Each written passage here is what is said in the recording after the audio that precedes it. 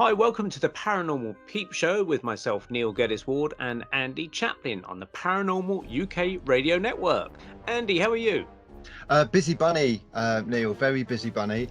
First of all, I'm trying to get enough fuel in my car because of the non-fuel crisis where there is no shortage of fuel, but people are panic buying, so it's all disappearing from the forecourts. There is a conspiracy behind this, Neil, which is quite interesting, actually. So you're aware of the new kind of like fuel that's coming in, aren't you? That's replacing the old This fuel. is the E10 fuel. Yeah, I've been that. putting it in my car. Yeah. That's it. What do you think they're going to do with all the old fuel before the regulations come in? Well, I just thought they just stopped making it and just added this extra, whatever it was, to the existing RON 95 fuel. What about the surplus that could be sold but can't be sold after the regulations? What's a perfect way to get rid of it than tell people there's a fuel shortage so they all go out? We've got massive queues everywhere, all over the supermarkets. At 5 o'clock in the morning, I was waiting 20 minutes to actually get my fuel, and and driving back on the M25, putting my signs out, because I'm a busy bunny at the moment because October's coming up, Halloween, which is my version of Christmas. I've just got events galore. If Boris does a lockdown, I will scream and I will personally wring his neck, because I've got tons of Halloween events coming up. But coming past the M25 and then the A10, going past Brookfield Farm, which is in Enfield, massive Tesco's there. They had queues for the fuel going all the way around the entire supermarket. It was mental. But there's not even a fuel shortage, and I'm even hearing reports there's not even a driver shortage. There are some HGV drivers basically saying there's not a driver shortage. They're fine for drivers. What it is everyone at the same time is all going out and buying fuel. If people had just kind of like normally bought fuel how they normally do it, we'd be fine. And it all kind of comes down really to one person saying that there's a slight problem with the fuel supply with BP at about 15 stations, 15 garages have got slight fuel problems, and the entire country goes to gridlock because of that. Mental. Yeah. But there was a fuel shortage back in about 2002, 2003 or something. There was like a fuel driver strike in the UK, and we had problems getting to work and things like that. It reminds me of that. But yeah, I must admit, when I was, I mean, I've been busy with my family. I've been up in Edinburgh visiting my son and met my daughter up there because she flew down from Orkney, and then she came down with me from Edinburgh down to Luton. And it hadn't started at that point, but by the time I got down to the southwest here in Weymouth, that's when it all started to kick off. And we were having to drive to Tesco's, and there's people directing you to certain pumps and things like that. It was all supervised. I'm thinking, oh my God. I mean, I got a full tank at the moment, so I'm all right. But it's how long will it last? I mean, we're recording this, by the way, folks, at the end of September, so we're not actually in October in our studio, but by the time you see this, it'll be October. Who knows? It might all be done and dusted by then. Hey, we might be using free energy devices by the end of the month. That'd be nice. Maybe that's another conspiracy theory. It's designed to bring in free energy devices, but they're based on UFO technology, which we haven't got yet, or have we? We don't know. Maybe our next guest can be part of the solution for that one. He might have a few clues up his sleeve. We'd like to welcome to our show this evening Mr. Nic Sands. Are you there, Nick? Hi, Neil. Hello, Nick. Good to see you. Hello, Nick. This is Andy, this is Nick, and I'm Neil. And you've met me before, of course, Nick, because Nick and I, for those that don't know, met each other at the Bases at the Barge conference back in July, which some people might be familiar with because I did make a little report which went in one of our previous episodes. And we met over a cup of tea in the morning, just as it was all kicking off on the Saturday, I think it was. Did you attend for all 3 days, Nick? I ended up just going on the Saturday because I was going to have taxi problems with the Euros and everything. Oh, right. Okay. Yeah. Oh, okay. So, yeah, they were in demand then. It was obviously no fuel shortages back then, but yeah, taxi problems. So did you enjoy yourself on that particular day at the Bases at the Barge? Yeah, it was very good. I particularly enjoyed Tony Toppin's talk. Oh, yeah, Tony, we know him well, yeah. Yeah, and I liked Bufog's talk as well, David Hodrian. Dave Hodrian talking about the aliens that use this kind of screen memory idea where they project images into your mind to cover up their tracks, so to speak, which Yeah. I thought was very interesting. Yeah, and certainly that does seem to bear out in certain people that we've spoken to in the past that have had weird, strange memories, like Ronnie Kinsella seeing the Cheshire Cat. Andy, you recall that one? And Yeah, I do. Yeah, very strange one. Ronnie thought that could be a screen memory. But yeah, that was cool. And obviously, I got chatting to you over a cup of tea, and you mentioned a very interesting tale, which we will get to at the end of the show, because I think it's one of the things we'll save to last. But we'll give the listeners and the viewers a tantalizing glimpse of what we're going to talk about. But you were witness to UFOs actually being shot down, weren't you? Yeah, I've seen 2 UFOs get shot down by the British military. Okay, that is incredible. So that is why I said to Nick when I met him at the Base at the Barge conference, "Oh, you sound like an interesting chap to buy a free cup of tea for and to get you on our show." So Nick's kindly agreed to take part in our Paranormal Peep Show, and he's going to discuss those encounters. But what we'll do, we'll wind the clock right back at the beginning to find out how you got into the whole thing of UFOs. But we'd spotted there that you're wearing a NASA emblem on your baseball shirt, or top at least. So you're a NASA fan. Yeah, I enjoyed watching the space shuttle missions, Yeah. and I've read a few books about the moon as well. So All yeah, right. Okay. And for whereabouts are you based, Nick? Because I know you're in the UK. For listeners that they might be trying to place your accent, you're up in the northeast, aren't you? yeah, I was born in Carlisle, born and raised in Carlisle, Cumbria for most of my childhood. But then I actually moved to the northeast to Sunderland to study at the university there. So All right. And what did you do at the university? What was your course? yeah, environmental science. Right. And that's what you've been doing quite a lot since that, sort of doing the environment stuff. Yeah, yeah, Yeah, right, cool. So with the NASA thing, then I was actually watching this thing last night about the space shuttle, and it was a Challenger disaster. This guy was talking about on YouTube, and I have heard this before. Is that contrary to the early expectations of people when that blew up in 1986, I think it was in February, due to the O-rings on the rockets either side of the tank. The solid rocket boosters. It was the O-ring shrinking in the sub-zero temperatures, I think, around Florida at that time in a cold February morning, caused a sort of flame to shoot out and was basically burning like a blowtorch into the external tank, which when they powered up it even more, it just blew the whole thing apart. Now, people thought they'd died instantly in the explosion, but I've since come to learn that they actually didn't. What they believe happened, and this has been borne out by lots of investigations, is that they actually think they survived the crash for at least a couple of minutes, and the whole cabin section of the shuttle blew off, and they've actually found it on their video film, and it crashed. It took about 2 or 3 minutes to crash into the ocean, and they actually found the fact that their emergency oxygen tanks were used for at least a few minutes, which it's a bit like planes when they lose oxygen in a cabin. These oxygen things come down and people breathe through them, but these are things that they have to engage manually or something. And so the space shuttle occupants, astronauts, were using that for at least a couple of minutes. I think the only 2 people that didn't have them were actually the shuttle captain and his co-pilot. They had to manually or go and reach for one or something, but they found that he didn't perhaps uses, but they thought that maybe those people are blacked out anyway with the lack of pressure in the cabin or the G forces or something like that. But yeah, that was quite an interesting story. Sad all the same, the people losing their lives in such a dramatic fashion live on TV. What was your thoughts when you saw that Challenger explosion? I was devastated. I was only about what will I be? I'll only be about 12 years old, Mm-hmm. and to think they'd made so much progress since the lunar missions and things to get a space shuttle up there, Yeah, Uh, yeah. It was nice that they carried on. They didn't, they decided to carry on the shuttle program after that. I thought it was good that they decided to carry on with it. Yeah, yeah. Do you remember that, Andy? Because there's been 2 shuttle disasters, hasn't there? Yeah, I vaguely remember it. Yeah, again, you couldn't quite believe it because I think it was Newsround that were doing it live back in the 80s, the 1986 one. And it's kind of like they didn't know what to say. It's like, oh, there seems to be some kind of problem, when it was quite evident that the whole thing had kind of like disintegrated.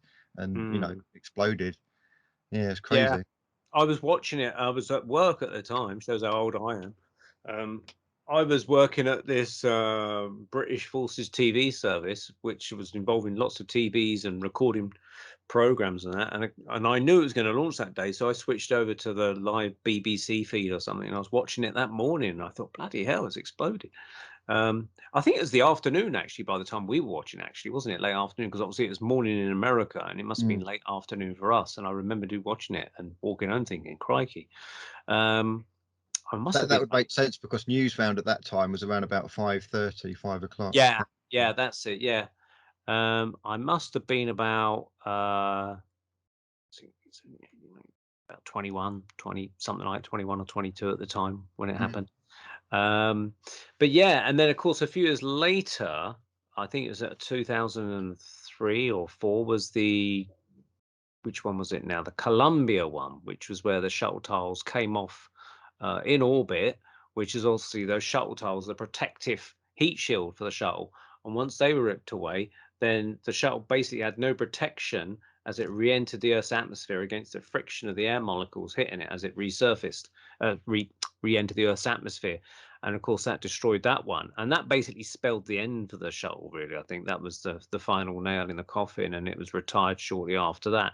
I mean, it lasted 30 years, and I think they were planning on things like 100 flights a year or something for each shuttle. But I did read somewhere that it was actually more expensive to keep refurbishing it than actually just build a new ship. And this is why they've kind of gone the other way and just started building rockets again, cheap rockets that they know will, they're not going to get back, but they're disposable, but they can get their kit up there as such. Yeah. So I just quickly Googled it. So it was yeah. 1986. That was the Challenger one. That's the one I remember the most. The 2003 one, the Columbia one, I actually don't remember that much. Yeah, well, Not it sure was why. it was less visible in the sense of obviously it didn't explode as it launched, so it wasn't such a big spectacle like that. But they did track it breaking up over Texas as it was meant to Right. be coming in, and as it was coming in, it just started to break apart. They found debris over many miles. I mean, I remember seeing footage of a space helmet just being picked up in a field somewhere, out of that. And I think there was about 7 or 8 people on board that one, and they all lost their lives on that one. But there's no ejector seats or something. I mean, I think they did have ejector seats, but they wouldn't have worked in that particular scenario. Just trying to eject out of a craft that's basically falling apart anyway. The electronics perhaps wouldn't have worked, I suppose, because there was, they started to lose all their data. NASA started to lose all their data from that shuttle, and that's when they knew that something was up. They started to lose all the feeds of temperatures and all that sort of stuff, and they predicted that it must be breaking up. We lost communication, and then people started sending reports that they could see it flying over the sky but breaking up, because obviously there's people out there that knew it was supposedly coming in, and they're looking up in the sky anyway, expecting to see the shuttle flying overhead, and all they saw was what looked like miniature meteorites and things all flying in at once, and that was it basically. So yeah, very very sad. Nick, you obviously we're going to get onto the UFO side of things, but you've always had like a keen interest in space and the moon and astronomy and that kind of thing. What's your view? Because myself and Neil, we kind of co-host something called the Apollo Detectives, where we kind of try and take apart the NASA space missions to the moon, and we kind of like have guests on that kind of give let's say like an alternative scientific view on what's really going on, and things to do like the photography and light angles and all that kind of thing. What's your view or your gut feeling about the moon missions and whether they were real or not? Yeah, I believe some of the moon missions were genuine, but I also believe some of them they had major problems with them, and they ended up having to fake some of them as well. So I believe it's possibly both. Interesting. What made you kind of like go down the lines of thinking that maybe some of them had to be faked, and which ones would you say would be faked? I'm not sure, but I've heard a lot of information that they tried to take nukes to the moon, and they did a small nuclear detonation on the lunar surface, and they were actually met by angry ETs that kicked them off the moon. Yeah. Yeah. These conspiracy theories do get really wild, don't they? Because I haven't heard that one. Because I mean, I did read one years ago. Supposedly, this was in one of the Timothy Good books, who's a very, very well respected UFO researcher stroke author, and he had it on good authority from a lady he knew who's now deceased. That she apparently overheard Neil Armstrong at some conference, I think in Italy, possibly in the 1980s, but it might be in the 90s or 70s. I don't know. Can't remember the year. But she heard him talking to some guy saying, yeah, basically ET were on the moon watching us like three large saucers. And we basically really couldn't stay there that long. It's just a few scoops and then get out. But that kind of contradicts what they did later on, because they went with further missions. You know, if they were only, you know, the ET were warning them off the moon, but then why did they keep going back? And then I've heard this thing. Supposedly, people have heard recordings, or there's written down kind of transcription logs from that mission, where Neil Armstrong basically said on a secret channel back to NASA, these babies are huge, sir. They're watching us lined up on the crater, and they're watching us, blah, blah, blah. Now, I have a problem with that particular statement, because for him to say these babies are huge, first of all, that doesn't sound like Neil Armstrong military speak. He's a pilot, and anything adverse or whatever, they would call a bogey at 10 o'clock or whatever. You know, any enemies, they would call bogey at 11 o'clock. Let's go and fight him. And they never called anyone sir back to NASA, where they would call him Houston, wouldn't they? They say, Houston, this is Armstrong or whatever. Houston, we've got a problem, whatever. They've never called them sir. That's the problem. That's why I don't believe that particular thing. And so my personal opinion of those things about UFOs on the moon with the, you know, the Apollo missions, I think that is a CIA type of counter psyop, sort of put round the internet or put round the media or books to back up the idea that the moon missions happened. Oh, don't tell anyone, but you know, they spotted real aliens on the moon. And so people psychologically then think, oh, well, the moon missions must have happened because they want us to keep that bit secret. So it's like a backup plan to keep the moon missions as a real objective in everyone's mind. That's what I think. I mean, what do you think, Nick? Again, I just think that they were successful in some lunar missions, but they had a lot of problems. And I've also read a book by Ingo Swann. Oh yeah, Penetration, was it that one? Yeah, and they had NASA missions to Jupiter, and apparently this guy was able to remote view Jupiter, and he got all the information correct about Jupiter before the NASA missions confirmed all this reconnaissance about Jupiter. So yeah, that's true. I say that's true. That's what he wrote in the book. Yeah, that's right. He basically was a remote viewer, and he was used by all these top organizations. And the reason he was picked to remote view the moon was that a few years before he had done some remote viewing on Jupiter, where he apparently could pick up that Jupiter had rings around its system. And he said, like crystals or something in orbit around, you know, a bit like Saturn. But he said you can't see them from Earth. But he says I'm remote viewing them, and I can see them from my remote viewing perspective.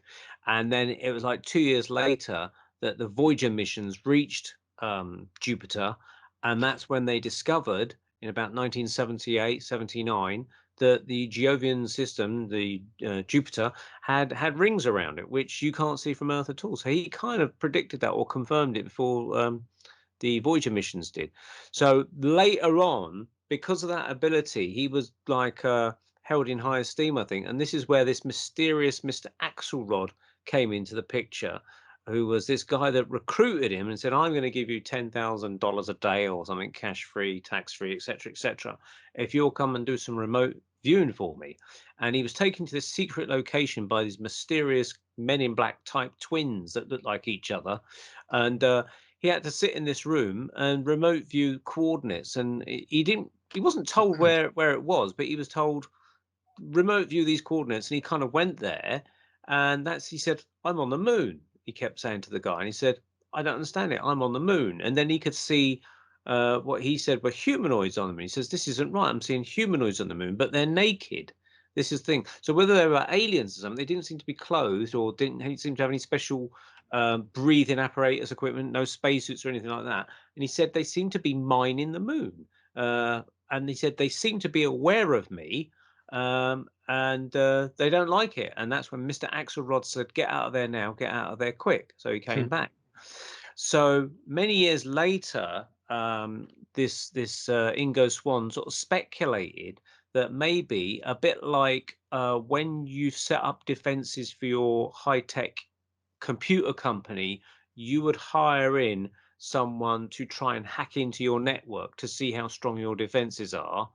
He wondered if Mr. Axelrod, this mysterious Mr. Axelrod, was possibly something to do with these people on the moon, and he wanted to see if the Earth people, with their telepathic developed powers, would be able to hack in to the moon to see what they're up to. Of course, not everyone's like got the powers of remote viewing, but obviously, when you're a remote viewer, you do come to the notice of the military or the government agencies and things like that, and perhaps this is what they were doing. They were seeing how far Earth people could penetrate, i.e. penetration as the name suggests in the book. How could they penetrate into the secret going-ons of what's happening on the moon, you see? So it's very interesting. Yeah. Did you believe it? I mean, did you believe what it said in the book about what was happening? I believe there's possibly some kind of alien base on the far side of the moon. And I believe the moon's possibly an artificial satellite, or it's been to some degree mined out because there's a geological anomaly that suggests it's not the natural satellite of Earth. So yeah, there is. There's one of my talks that I do is called Aliens on the Moon, and I have looked into that. I've looked into the the penetration book with Ingo Swann, hence me knowing a bit about it. And there was the guy that was, I think his name was Carl Wolf, Sergeant Carl Wolf of the US Air Force, I think at the time, back in the 1960s. I mean, he disclosed this at the Disclosure Project, I think, which was with Dr. Stephen Greer. He was one of the witnesses put forward on that. And he basically disclosed that back in the 1960s, when they were sending these first lunar reconnaissance orbiters to the moon, these were basically satellites that would go around the moon, photographing every section of the moon to try and find suitable landing sites for missions, Apollo missions, or anything like that.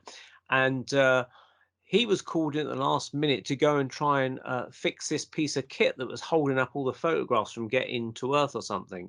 And so basically he was called into this building, which he said he saw the letters on the building say NSA. And he stupidly thought, in hindsight, he said it was stupid, but he thought that was NASA. But it's NSA, not NASA for NASA, which NSA is a National Security Agency. So he was taken into this dark room where they're processing the films from the moon missions of these lunar reconnaissance orbiters, and one of the technicians there says, "Oh, by the way, we found a base on the moon," and he was showing him photographs. And he said, as soon as he was told that, he said he knew that a security breach had occurred, and he was a bit nervous, but he carried on looking, and he's being shown these images of he said it's like mushroom-like buildings and spherical domes and things like that on the backside of the moon, which was interesting. So maybe it was true. Maybe it was true. But he said he thought he'd see it on the 6 o'clock news that night, but he said it never happened. No. So yeah, have you heard about that, Andy? Sort of aliens on the moon and that sort of thing? Yeah, I mean, we've heard a number of similar reports, and not only that, but I've seen things recently about apparently recent photographs showing buildings and crashed flying saucers and all sorts on the moon. So it's the trouble is, the problem we've got is that technology is so advanced now, computer animation wise and photographic wise, that it's really hard to tell what's fake and what's real now. That's the only thing. That's right. Yeah, I mean, in my research for my talk, Aliens on the Moon, I was finding so many images of bases on the moon. And I thought, oh, this is quite impressive. This definitely looks like some old geological structure on the moon. But then a year or two later, in my further research into it, I actually found that this image that I'd found was a still from a Disney film from the 1950s, where it's Werner von Braun talking about how their proposal to get to the moon in a moon rocket, and he's showing you this moon rocket model, and the Disney film did this pretty good special effects for the time, mission to the moon, to show you how it might happen. And it's got these people flying over the moon, and they're firing like flares down to the moon to illuminate the dark side of the moon. And it illuminates the dark side of the moon. It lights up, and they look down and they see this like base on the moon. And they kind of look at each other, but they don't say anything, and they just carry on flying, And it's like, what was all that about? This is an official NASA film in conjunction with Disney, and they're suggesting that there's a base on the moon already, and this was a NASA film. I couldn't believe it. It was very bizarre. So maybe NASA do know something. I don't know. I mean, with these photographs on the moon, it's quite likely if you're an alien race or something and you want to keep an eye on the Earth, a good place to do it would be put a mysterious secret base on the moon, probably on the backside where most people won't be able to see it with telescopes. And that would explain how these flying saucers or whatever they are can get from here to there literally within a day or whatever, at the speed that they go at least, because people will automatically have this assumption that flying saucers have got to travel each time they visit Earth from 25 billion light years away or something, when in fact they're probably hiding out in various parts of our solar system. We're sending missions now to asteroids and things, and landing craft on comets, etc. So if these aliens have got the technology way beyond us, they've probably done that years ago, and could just ride around Earth the whole time on the backsides of comets, hiding out, popping down to us occasionally, taking people, whatever they want to do, the world's their oyster, basically. So, Nick, how did you become interested in the subject of UFOs? Yeah, I had a couple of sightings in my childhood, and I was actually lucky enough to get a book bought for me by my parents who were out Christmas shopping. The book's called "The World's Greatest UFO Mysteries," by Nigel Blundell and Roger Bohr. And basically, this book has got all kinds of different alien and UFO cases in it, from landings, sightings, and abductions. It's a fascinating read. I've still got it to this day. And basically, what I would do, I would take this book to bed with me at night, and I would read this book, and I found it so fascinating that once I'd finished reading the book, I would go back to the start and start reading it again. It was that inspirational to me. Yeah. And so what was the sightings that you saw? And did you see the sightings after you read the book? It was about the same time. Right. Now, people, skeptics, because we get lots of skeptics and call us woo-woos and things like that, they're probably like say, oh, well, you saw those UFOs because you read the book and it stimulated your imagination. Overactive imagination of a child is the kind of thing that my old school teacher would say. I mean, what would you say to that? Well, I only had one sighting and one mid-air collision of two jet fighters at my first residence with my parents. And I actually stopped reading the book when I grew up a bit. And I didn't have my major wave of sightings until we moved house to another suburb. So Right. So what's the first sighting? You said you saw two jets collide, and was that involving a UFO as well? yeah, we used to live at a north suburb, and we had farmers' fields and massive pylons out the back. And there was some kind of air display going on with jet fighters, and these two jet fighters actually collided in midair, and some of the wreckage fell into the farmer's field. Crikey. They put a crane out the back, and we believe there was some kind of cover up. They were saying they were just moving one of the pylons from one concrete base to the other, but we think there was some kind of a recovery operation there. Right. But did you actually see a UFO in this crash scenario? I saw like a medium-sized white sphere at very low level moving along in between the pylons. Was this just before the crash, or as it happened, or sometime afterwards? It was several months before the crash, I think. Oh, I see. Okay. So do you think that the UFO had something to do with the crash later on, or it's just a kind of random thing that the crash occurred later on? Yeah, I'm not sure if the sighting and the mid-air crash are linked. I don't know. Hmm. And so you saw this. How big was this sphere, do you think, roughly? Yeah, about the size of a car. Really? Quite a huge one then, because people Yeah. have seen spheres, small spherical balls, normally the size of tennis balls sometimes or footballs. But I suppose the size of the car, that if it's the size of a car, you could put a humanoid, 6 foot humanoid in there perhaps. Um, did it appear to be checking out the airfield where this display was taking place then? Or would It was at very, very low level, moving in the farmers' fields below the pylons, and it was right. sort of bouncing. It was very erratic flight path. Right, bouncing, right. So, I mean, people might say, "Oh, that's a balloon because it's bouncing around, it's following the air currents." I mean, are you sure it wasn't a balloon? It was too fast to be a balloon, way too Right, fast. right. And would it be flying against the air current as you might have perceived it? I couldn't tell that, I'm afraid. Okay, okay. How long did you see that for?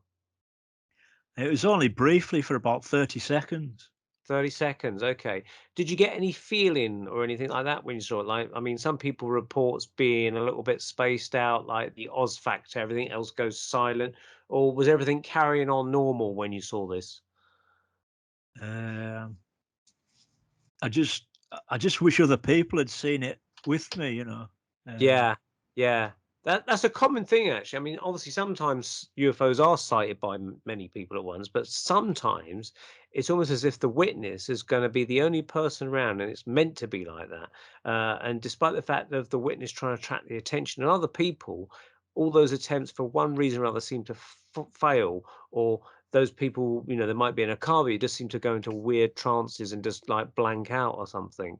And It's you, strange because the paranormal and ghosts is similar as well. You get some people that see ghosts and paranormal things, then nobody else around them sees them. It's bizarre, isn't it? It's like you have to shift into an altered state, or the UFO has shifted you into an altered state to focus on it, and it like it wants to be seen, and it's Mm. showing you itself, but it wants only it's for your eyes only type of thing, and everybody else is like momentarily blanked out for whatever reason.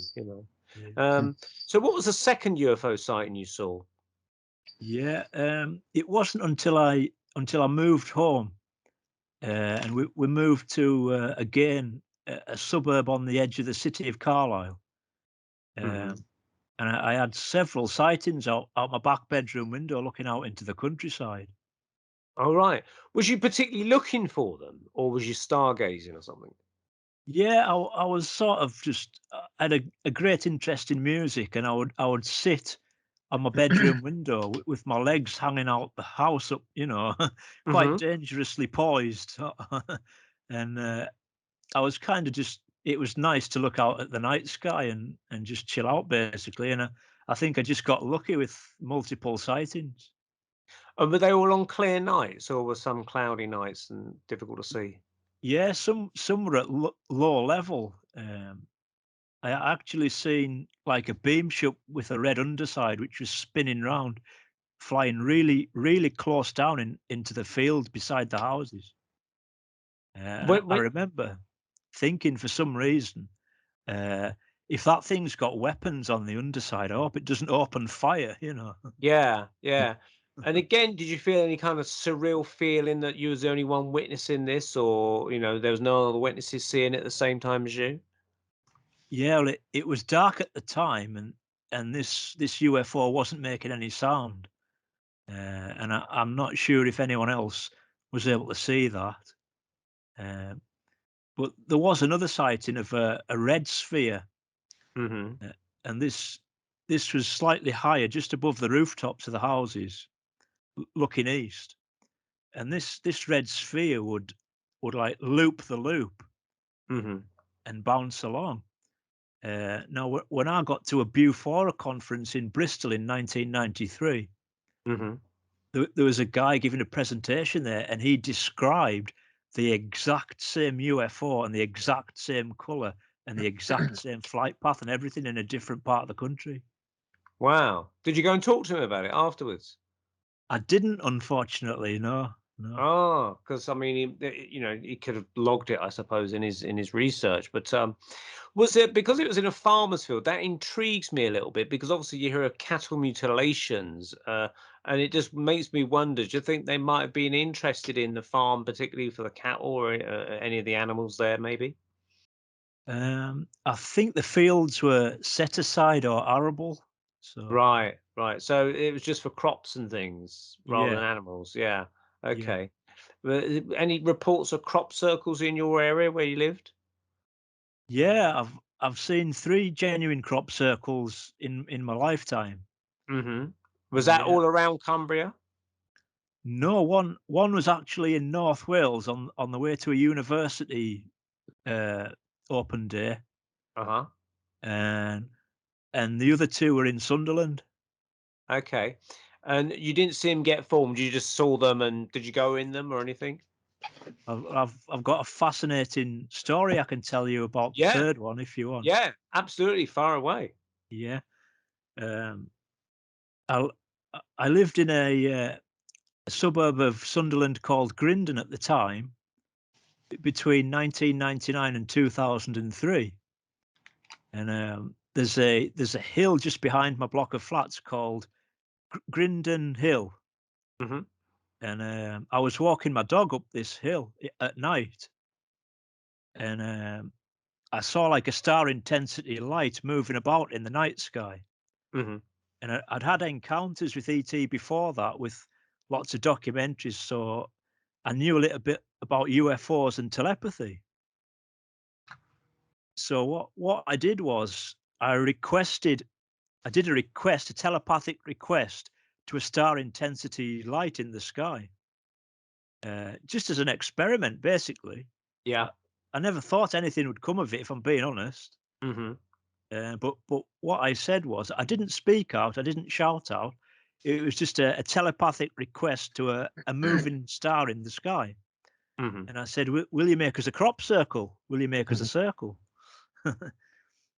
So I pondered that for a bit. I finished walking my dog and went back to my flat and went to bed.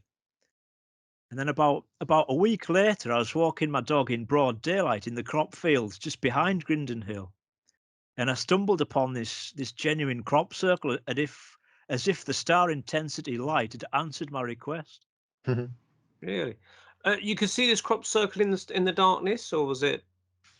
No, it was when I went back and walked with my dog in broad daylight about a I week see. later. Right. Okay. Wow. And how big was this crop circle roughly? Yeah, it was about 12 or 15 feet in diameter. Wow. Wow. And was it like picked up by the press or any local researchers or anything? Not that I'm aware of, but I was able to get photos of it, I uh, see.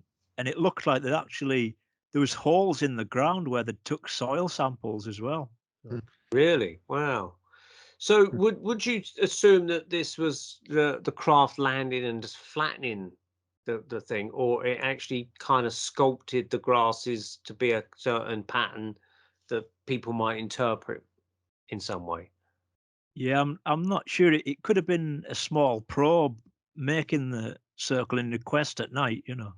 Mm. It's interesting because you mentioned spheres and things, and there's people that have talked about just before a crop circle is formed where spheres have been witnessed buzzing around the fields. And it's like there's one where I saw about 3 spheres flying around in this Wiltshire crop field, and literally within seconds, this whole formation began. Someone said that was a fake video. I don't know, but I mean, this was like filmed in 1990 something, and to me, I wouldn't have thought they would have had the home computer abilities to do that in about 1993 or whenever it was filmed. So Uh, I don't know.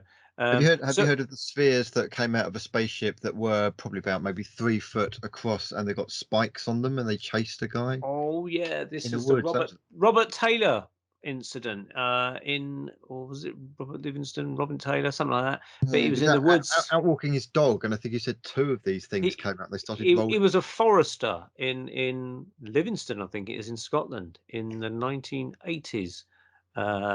Malcolm Robertson talks about this case. In fact, he did a talk at the UFO Academy about this case, and he actually passed around the guy's trousers that he wore on the day of this particular, I guess it was an abduction, because he woke up, abduction, maybe an assault. It was at least reported officially by the police as an assault, logged in the records. A man assaulted by unknown assailants, UFOs, or whatever they put. But there's holes in the trousers where these spikes had pierced or something.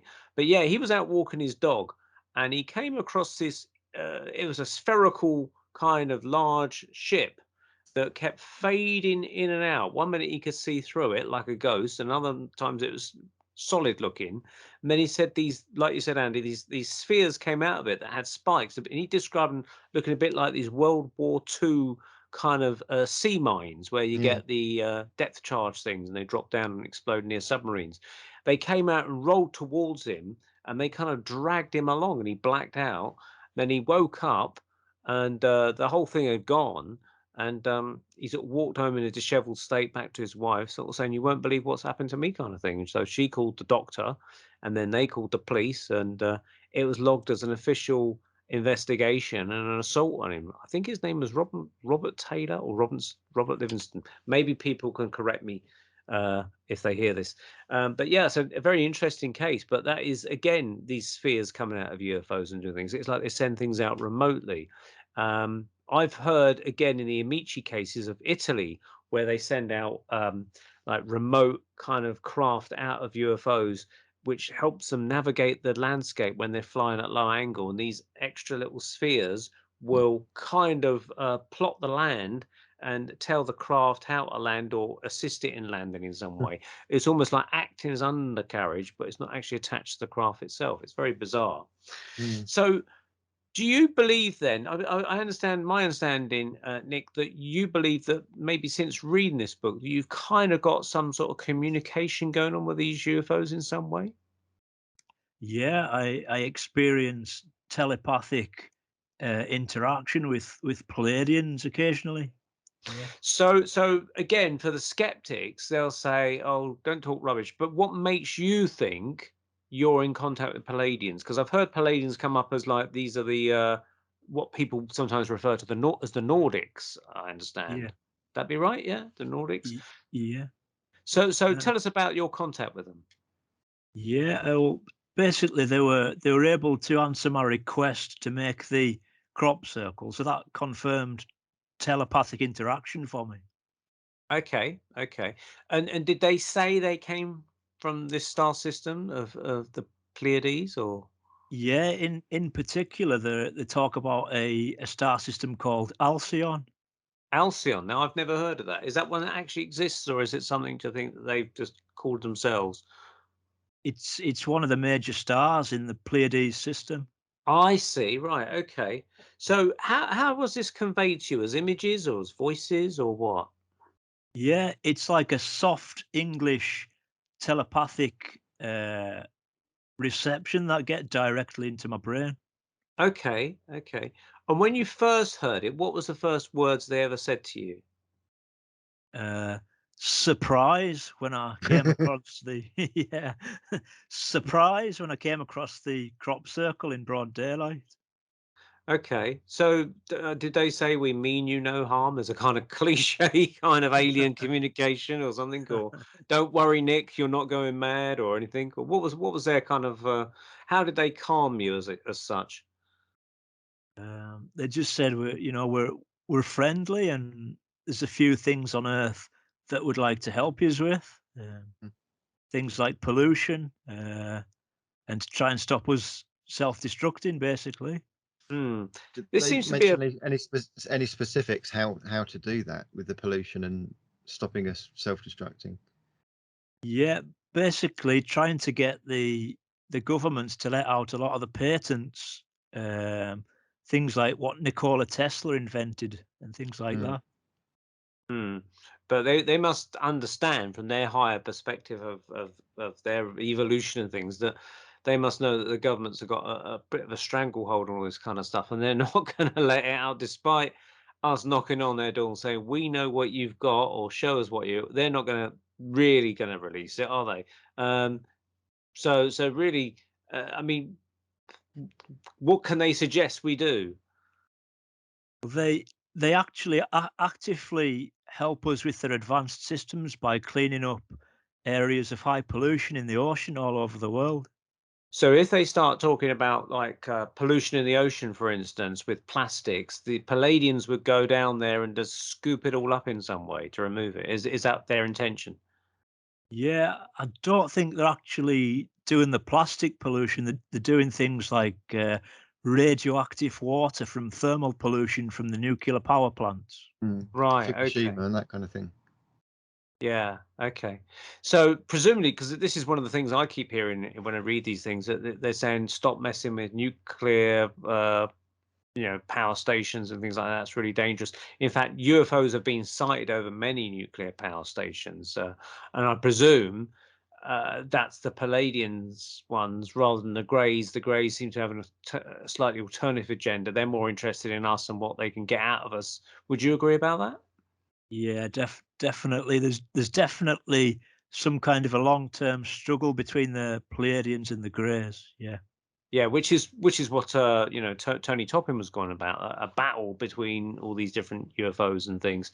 So the Pleiadians seem intent on helping us. The Greys seem intent on taking whatever they can from us. Is there any other races? I mean, we hear it with the Reptilians. Have you had anything to do with them? Yeah, the Reptilians had a lot of interaction with me when I was out on the Sandyside base in 1999. And what was Did you all that actually about? did you Go actually on. see them? Did you actually kind of like visibly see them? They permitted me to see them on a couple of occasions, but irritatingly, they have some kind of an ability to remain in an invisible spectrum, so as no one can attack them. Bit like the old Predator kind of technology. Exactly like that, yeah. Yeah. So I mean, were they kind of neutral to you? Were they helpful, or did you feel a threat from them?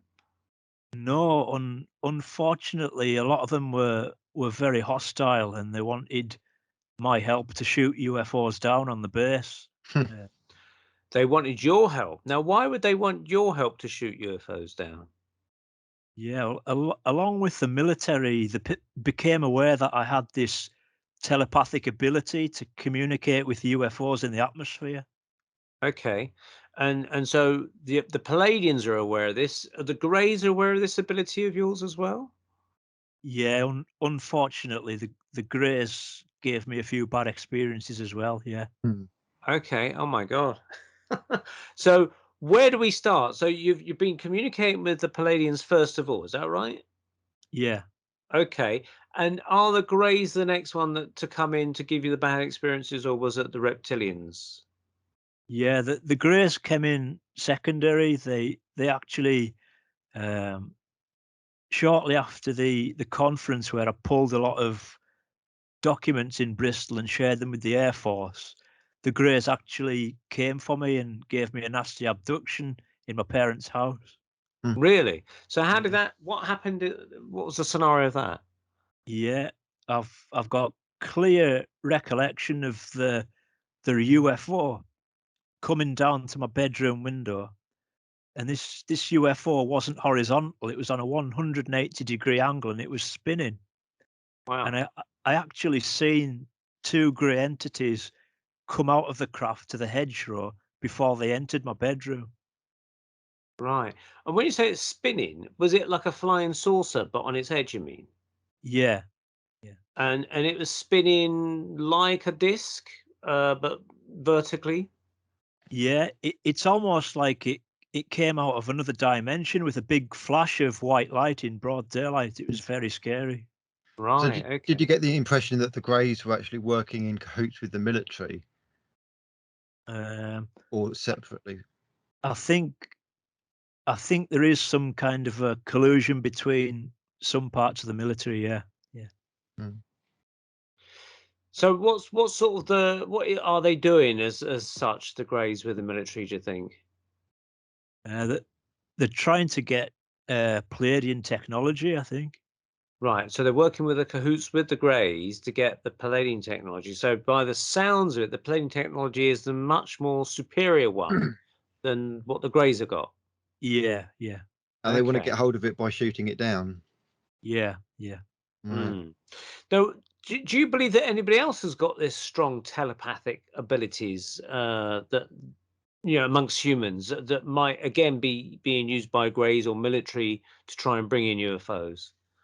Yeah, unfortunately, they seem to exploit a lot of contactees. I think they're using Tony Toppin for the exact same thing. Right. Yeah. And he's aware of that, do you think, or he's not? I think, like me, he's been attacked so much over the years. I'm not sure he wants to elaborate on it. Okay. So this telepathic ability, is this something that you were born with or you just might have developed? I think I just developed it by my interest in UFOs and looking out the night sky at the stars and things. And does it, like, also, for instance, some people might also have mediumistic experiences as well? For instance, have you communicated with spirits from the afterlife or anything like that, or seen ghosts or spirits? Um, I'm not sure. My sister's a nurse, and she's seen many ghosts and things in the hospital where people have died. That's interesting. Yeah, that's something There's a I've got. fantastic show on Sky called Haunted Hospitals. I don't know Yeah, if I you got. remember you talking about it. Yeah, yeah, it's Oh, quite a common thing that nurses and doctors have cited the newly departed, as it were, um, and sometimes old spirits that are hanging around hospitals, or maybe recordings of old spirits as such. Very fascinating. But yeah, I just wondered, for instance, that if you kind of got like latent mediumistic abilities that could also be used to communicate with ETs. Maybe they're on a kind of different channel or something. But so presumably this the higher entities, the Pleiadians, they're aware that the military want to get hold of their technology, and they're also aware of the Greys trying to get hold of their technology. I mean, Yeah, what do they say to you? Anything about that at all? yeah. I keep reminding them to keep their shields up when they're in contact with me. They have force fields around their ships. And so the force fields are basically there to prevent any attack from military or Greys or other ships. Then, Yeah, yeah. yeah. So why would they need to be reminded? I mean, are they just sort of a bit stupid on that one? When they do certain activities, they have to lower their shields. It's very Star Trekky, isn't it? It's Yeah. lower the shields to beam people in and out. Um, so have you? Do you think you've been taken aboard their ships, or do they just talk to you telepathically and they don't show themselves to you? They've taken me on board quite a lot, but unfortunately, they don't give me as much recall as I would like. Hmm. They've took me aboard for um, detox a few times, and they've took me on board for the laying on of hands for healing sessions as well. Really? That's all very spiritual and mediumistic, isn't it? Almost sounds like a Yeah, flying spiritualist church. yeah, So, and this is the Palladians doing this, was it? yeah. They actually gifted me a like a high speed trip as well. They beamed me up out my flat at Carlisle once and gave me a high speed trip, like just back and forwards. And the experience I was allowed to keep was it was like being on a fast roller coaster. did it make you feel sick or weird or No, it was exhilarating. It was really good experience. Yeah. What do they look which? like, the Palladians that you had contact with? Sorry. What do they look like, the Palladians that you had contact with? Yeah, typical Nordics. They have blonde hair and blue eyes. Right. Hmm. And is it always the same ones that come to visit you, or is it different ones? Yeah, in particular, there are two Pleiadians that are in regular contact with Billy Meyer in Switzerland. Uh-huh. Uh-huh. Yeah, Quetzal visits me, and so does a female called Ascot. Right, and they're in contact with Billy Meyer as well. Yeah, yeah, Okay.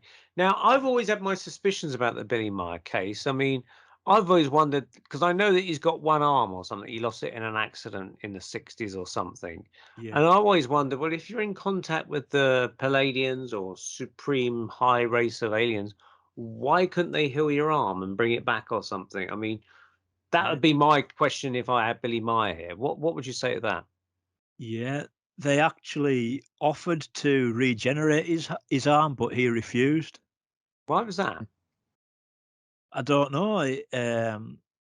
They said they couldn't prevent the bus accident that caused it, and he just seen it as some kind of event he had to cope with and live with and get over.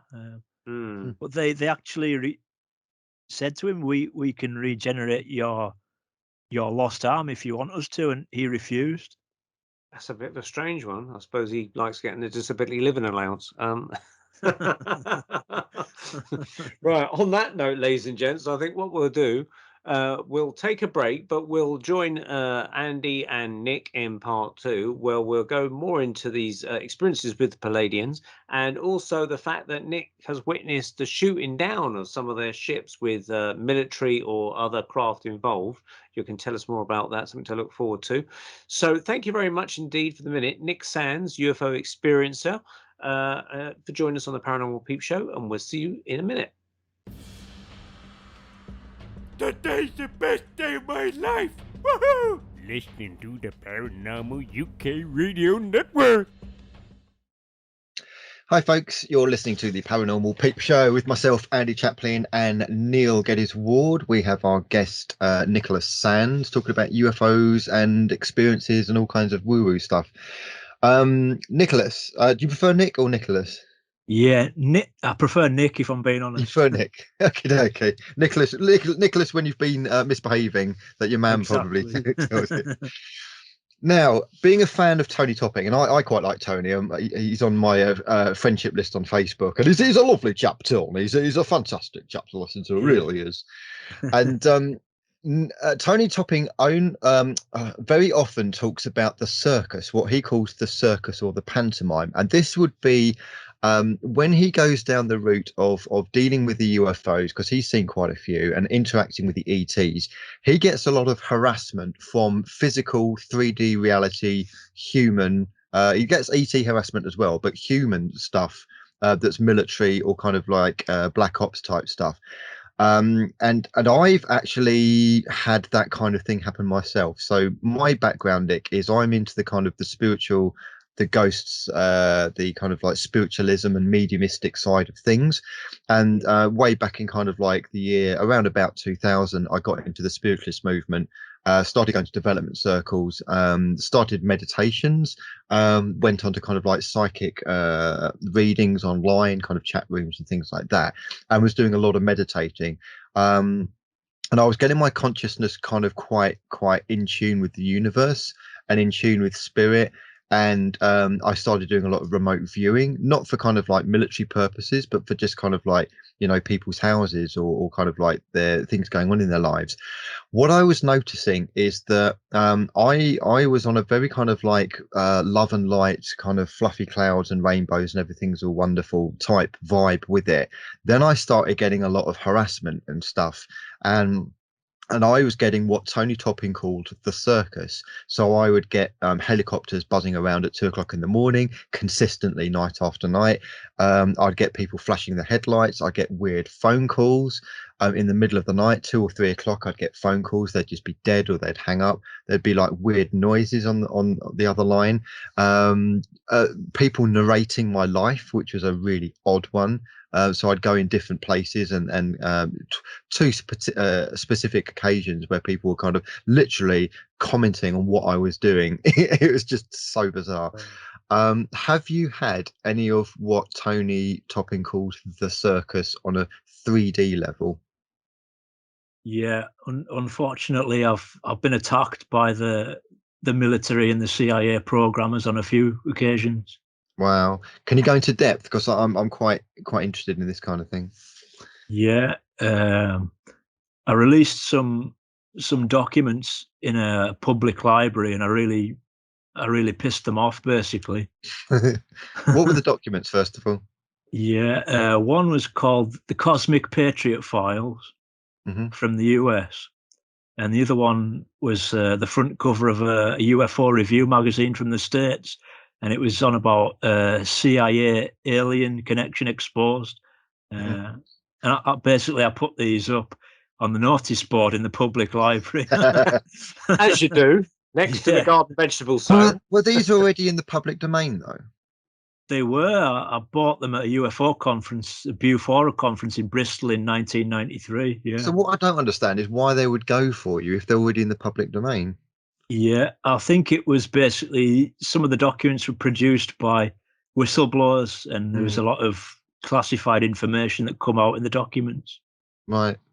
Okay. So you put those up in the library. What started happening? How did your circus and clowns started happening around your life? Yeah. My parents went on holiday and left me home alone. Oh, that's dangerous. Yeah. What age would you be this time? And I got a phone call. I believe the phone call was from MI5, and I got a knock at the door. And this guy on the telephone goes, "Is Tony there? Is Tony Jenkins there?" I thought I was going to say, "Is Tony Topping there?" That'd be bizarre. No. And I got spooked, and I said, "I think you've got the wrong number," and put the phone down. And the guy goes, "Oh," as if I was going to get some kind of retributions for not talking to them or letting them in the door, you know. And shortly thereafter, someone was ringing you at the same time someone was knocking at the door. Yeah, so he knew he was coming to my door. Oh, I see. So would this be the guy at the door calling you at the same time? Was that the case?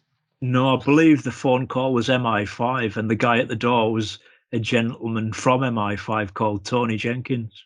Right. And so they were asking if he was there already. Yeah. And how old were you? You say you were left at your house on your own. So this implies you're quite young. How old were you at this point? Yeah, I was only about 21. I was quite naive at the time. Right.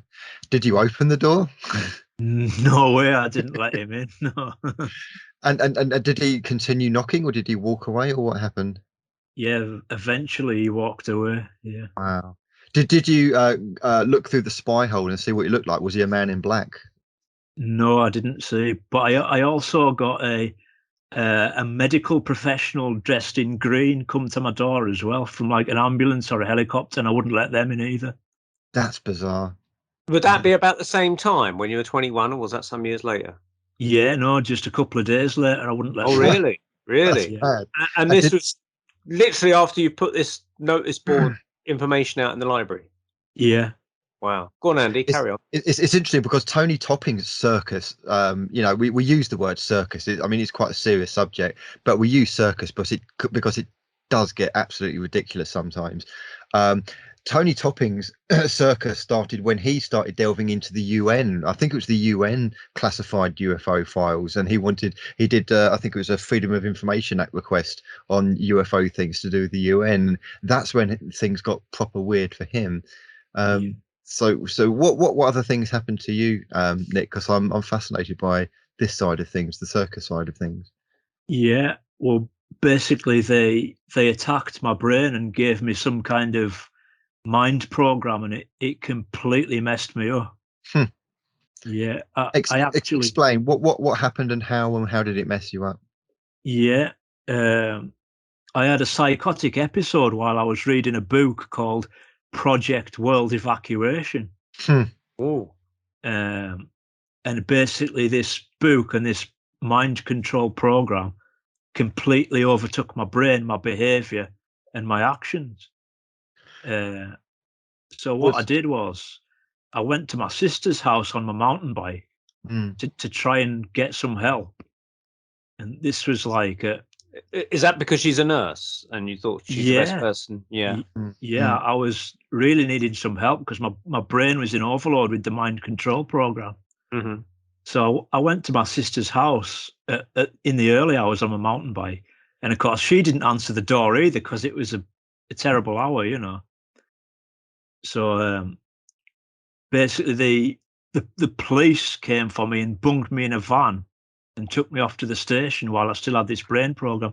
Now, bearing in mind, I hadn't committed a crime, and I was just waiting on my sister's doorstep for her to get up so as I could request help from my sister.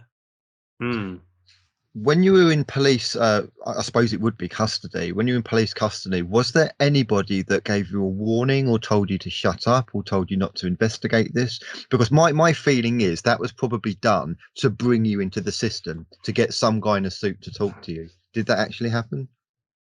Yeah, I believe they were going to actually murder my parents and frame me for the murders. But Wow.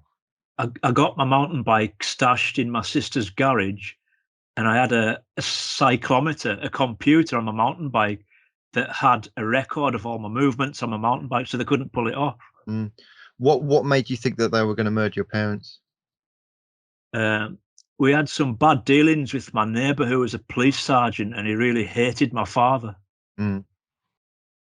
But were there any like direct threats, or what would, apart from the hatred, what would make you believe that murder was on the cards? Yeah, well, I was in the police cell right next to the desk, and I could overhear them. Wow. What were they saying? They were going, oh, no, I think he's got us with this mileage, which was the mileage recorded on my cyclometer. Yeah. And the other one was going, oh, just give him a pair of shoes or something. So do you think they might have said this out loud to kind of spook you and put the heebie-jeebies up you a little bit? Do you think it was deliberately said? Yeah, I think they were wanting me right out of the public arena. They wanted me framed. And with this, are you connecting this with the UFO disclosure thing, or would this is a separate thing? Yeah, definitely. They wanted me out the way. Interesting. Did your sister get to examine you or test you or kind of diagnose you in any way? Yeah, the police contacted my sister and my brother-in-law, and they said, we're only letting him out if you take him up to the mental hospital. Right. But so my sister knew. Police would have done that themselves. I would have thought the police would have kind of done. Well, they have the power to section. Yeah. And what's interesting, you were talking about the psychotic episode that you had, Nick. This was 8th of September. So where are we now? 20 days ago. BBC News, Havana Syndrome, and the mystery of microwaves. So people kind of often take the pee out of conspiracy theorists and people who have like woo-woo lives, as I call it, about us wearing tinfoil hats. Well, maybe we should wear tinfoil hats, because Havana Syndrome is basically it derives from this. I think it was kind of like diplomats working in Havana, Cuba. And they kept getting reports of anxiety and things of kind of like things in their mind, whispers they were talking about. And they were basically being driven crazy. And it turns out that there was kind of like beams, microwave beams, going into this building through the glass and actually causing this with people. And if people also look at conspiracy theories with Jesse Ventura, it is a proven fact that there is what's known as voice to skull technology, where they can actually, you don't actually hear it with your physical ears. It's beamed directly in your mind, and you can actually have adverts playing, or voices or whatever playing directly to your mind without any need for actual audio. That technology absolutely 100% exists. So this is really interesting. I think you were put on some kind of red list because of this, and I think they were using God knows what technology to try and frazzle your mind. Yeah. They used to attack me with 4x4s when I was driving around as well. There you go. I had the headlights flashing, so I would be driving along, and people driving towards me would be kind of like, when you let somebody out at a junction, you double flash your lights to kind of like indicate. That used to happen. Traffic driving towards me and traffic behind me, so people would be behind me flashing me. And tailgating is another thing. They'd be right up on your ass tailgating, and it got to the point where it was so consistent. I would be pulling over looking to see, well, what is it? Is it my brake lights? Is it my hazard lights? Is it my indicator lights? Is it my number plate that's out? What the bloody hell is it? And there'd be nothing. The car would be perfect, and it was just consistent. It would be again and again and again, and it was only because I started meditating and doing remote viewing And I believe I've had ET contact when I was younger. That's a whole different story. And I've only recently come out about that on the Paranormal Peep Show recently, because I thought it was completely nuts for years. The thing about kind of like floating through glass, I rationalized it away. I remember this happening, that I was floating through the window, but I rationalized it through my kind of like my teens and I guess my 20s, that that's impossible. You cannot put a physical object through glass. So obviously it's just some crazy imagination or weird hallucination or dream or something. But then I start kind of delving down the rabbit hole of abductees and hearing consistent stories about being floated through glass. So I think I'm on some kind of red list, and it hasn't happened for quite a while. I haven't had the circus for quite a while. Maybe it's because I've got a big mouth and they know that on the Paranormal Peep Show, I'll tell the world. I don't give a shit. I don't care. I'll tell the world what's happening to me. And I think what they possibly play on is people's fears about coming out with this kind of thing. And they kind of like, I think their game plan is to try and drive people mental to either kill themselves or kind of get locked up forever. I think that's their game plan for people like that. But, I actually got a radiation device, a radiation meter, to start recording them, and I got a witness, so they had to back off. A guy could really? Yeah. So how many I think, is it rads or something? It measures in these radiation detectors. Yeah, it was called an electro stress analyzer. And it measured in nanoteslas. Right. Okay. And so, where did you put that? On your person in some way? Yeah, I was actually in a vehicle with my CPN, so I had a witness. And I pointed it in scan mode at a 4x4, which was directly in front of us. And it recorded ELF radiation coming back from the 4x4 at like between 2 and 4 times higher than the natural background level. Right. Now, could there be, some person says, oh, well, that's because they use a certain kind of electromagnetic system within their vehicle, their own, radio transmissions within the vehicle might emit something. Could there be a conventional explanation for that, or is it completely off-planet type of stuff that's happening coming from that vehicle, do you think? It was definitely ELF coming from some mind programmers. Really? Yeah. Okay. So what did your sister come up with when she got to examine you? What was her kind of perspective on things? She didn't get to examine me. She just she had to take me up to the hospital. And basically they gave me a thing called electroconvulsive therapy to brainwash me. That's electric shocks to the brain. Yeah, that's what they treat people with major depression for, because they found that that's to induce epilepsy, I believe. And they found that with people that suffer from epilepsy, when they have an epileptic fit, any kind of feeling of depression goes away after they've had an epileptic fit, and it's to do with the electricity or somehow discharging in the brain. And so when they do this therapy, it supposedly induces the same kind of thing that supposedly makes people feel better. But I mean, in your also case, stroke victims apparently, I think, have that as well. Yeah. My auntie, many years ago, my auntie was she had a stroke and she was in hospital, and I think they were talking. I don't think they did it, but they were talking about that's an option. But the side effect of that kind of therapy is that it makes you lose your mind. Memory.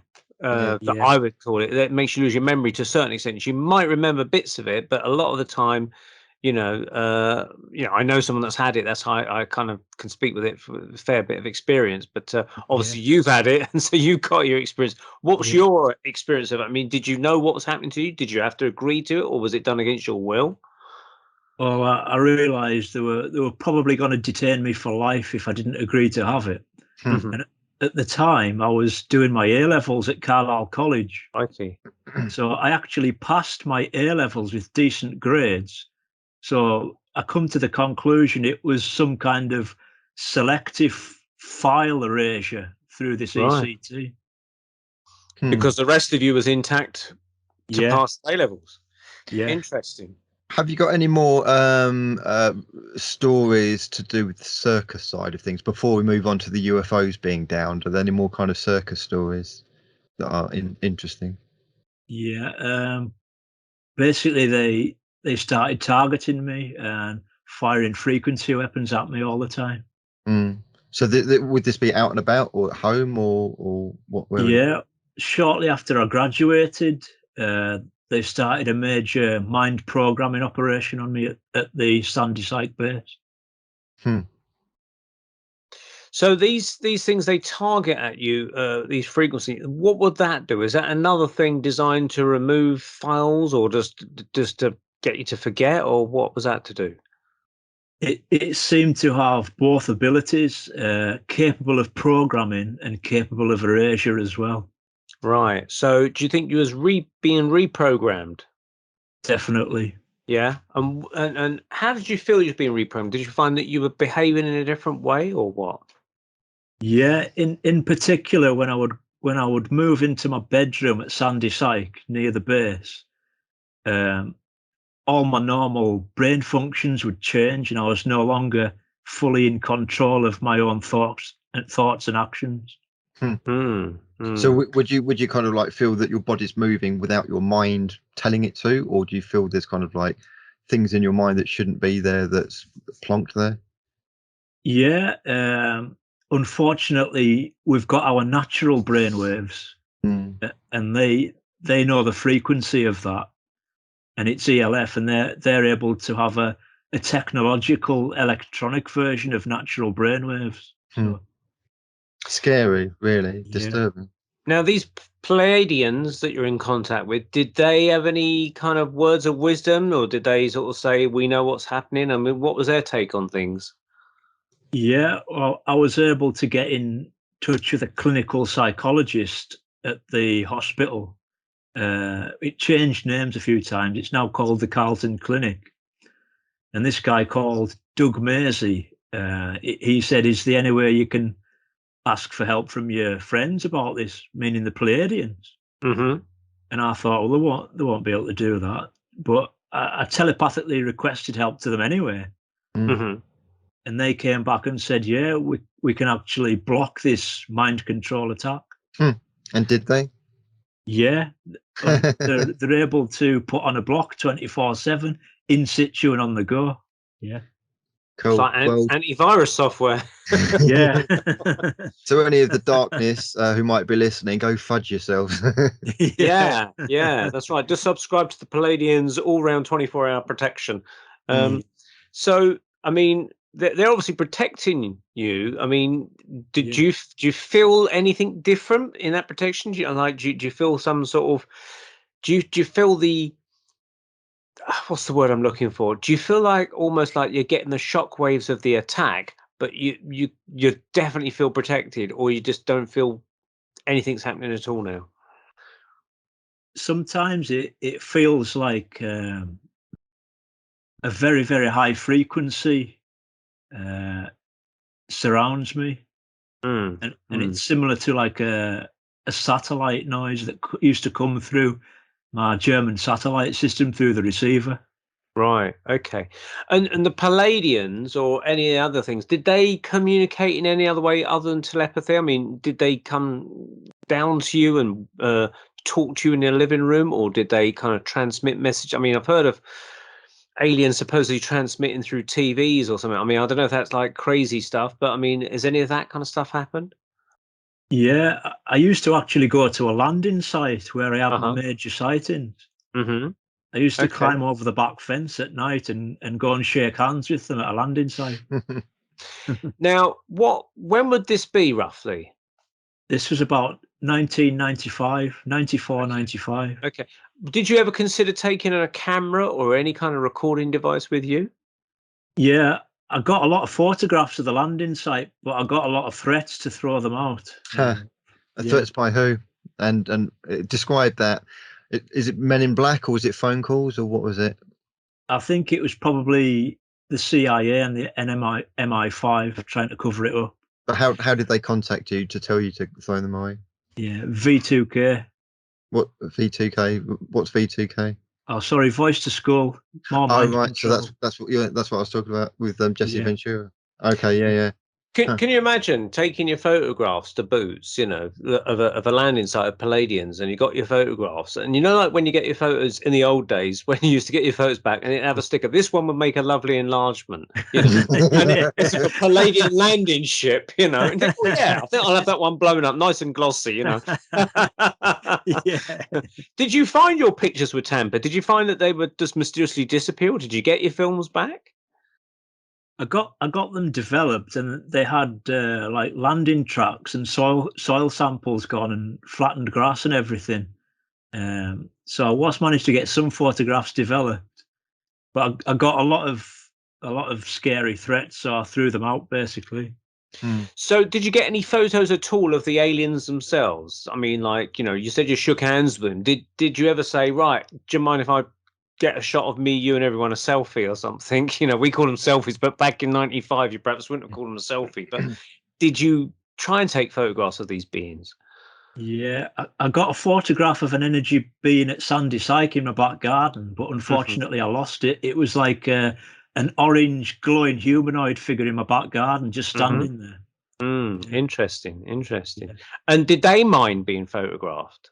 They understood what you were trying to do, presumably. Yeah, some of them would remain invisible and they wouldn't permit it, but others would let me. Yeah. Okay. And what about the Greys and the Reptilians, or was that completely off limits? They don't like their pictures being taken, presumably. Most of them were very hostile and would remain in the invisible spectrum. So when you say that in the invisible, the Reptilians are coming from another spectrum of frequency, are the Greys coming from another planet or another spectrum of frequency as well?